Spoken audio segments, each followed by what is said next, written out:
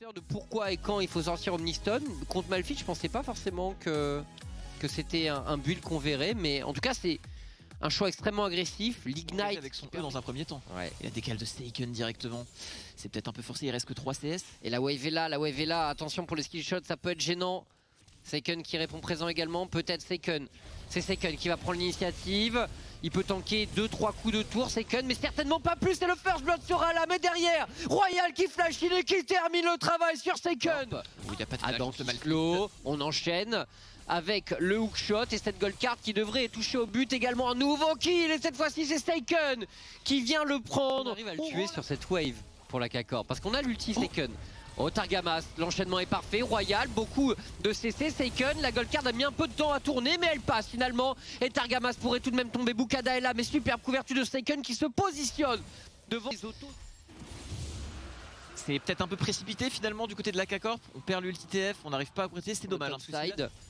De ne pas laisser trop d'espace là-dedans, attention.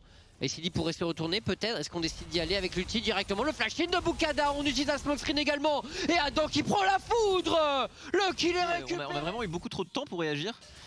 Et il y a aussi cette ulti bar qui est venue. Oh Adam, c'est très agressif tout ça, on engage directement un ulti sur Royal, il n'y a plus grand chose, est-ce qu'il va réussir à se sortir? Il y a Targamas qui arrive, la shockwave qui le ramène et on n'a pas de flash. Oh là là là là, Adam qui se perd peut-être. MCES bien dans son match pour l'instant. Il va du côté d'Adam. Trade.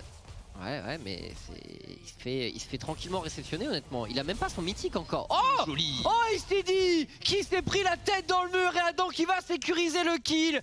Et Istidi qui n'a peut-être pas assez respecté ici. Adam qui normalement doit être l'élément initiateur avec son ulti. C'est très bien ce que fait la K-Corp. Nidali qui joue près de cette Camille. On met les râles directement, on concentre les golds sur Adam. Il y a eu un petit moment creux des petits erreurs. Oh là directement du côté de Moves, son engage, on se fait attraper du côté de la Nidali. Le Zonia pour temporiser, Targamas qui arrive avec son ultimate. Nidali qui arrive à sortir, qui se fait abattre par la Kai'Sa qui se replace avec son flash. C'était délicat pour la K-Corp. Une erreur du côté de Syncroft, on s'est senti un peu trop beau, trop fort. Ça coulisse bien vraiment pour la K-Corp. Peut-être le fight explosif qu'on attend qui va avoir lieu ici. On a Malphite en tête de file qui veut y aller. Adam qui rate son engage, qui arrête Bukada. Le combo Galio Kami qui vient exploser le fight. Le smite est sécurisé par la Nidali. On enchaîne derrière Targamas qui contrôle le fight. La shockwave qui ne touchera qu'une personne. Seiken Kizonia pour temporiser. Ça joue parfaitement le fight du côté de la Karmine Corp. C'est excellent. Pas terminé. Adam qui va aller sous la tour chercher son tribut. Ici le kill est récupéré. Il les oblige à reculer, à concéder la position. Et derrière, on passe à l'attaque. Syncroft n'a pas tremblé sur son smite avec Bukada et la K-Corp. Mais finalement, grâce notamment à cette ulti de Seiken qui a donné la vision, la position était prise par la K-Corp.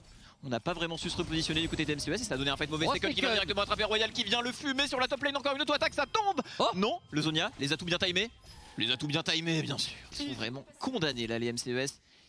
Ça m'a l'air cuit. Il faudrait sortir ce qui pourrait les sauver et compenser cette avance, c'est une shockwave sur 3-4 personnes. Mais si les K-Corp jouent sur 3 lanes, qu'est-ce que tu fais? Ça devient difficile. Ah, on en parlait de Soulin justement avec la Kai'Sa sur le bot side. Soutien de Targamas et l'ulti finalement de Moves qui offre du temps à Adam, qui lui donne la possibilité de récupérer ses cooldowns. Seiken qui se joint au fight sur le bot side. La gold card qui fait la différence, de double kill sous la tour d'Adam qui est tout de même extrêmement loin. Va-t-il survivre? La réponse est non, mais c'est pas grave. On est solidaire du côté de la Karmine Corp et on vient soutenir son top laner. Adam, la bagarre est tombée au champ d'honneur, mais ce n'est pas grave. La K-Corp continue sa progression. Quelle accélération du côté de la K-Corp, ces 2 dernières minutes, on fait le show, on presse un maximum. Ces deux îles, ils n'ont pas envie de les laisser fermer, mais il y a aussi un Drake et un Nashor à aller chercher dans peu de temps. On y va du côté du Seiken s'engage.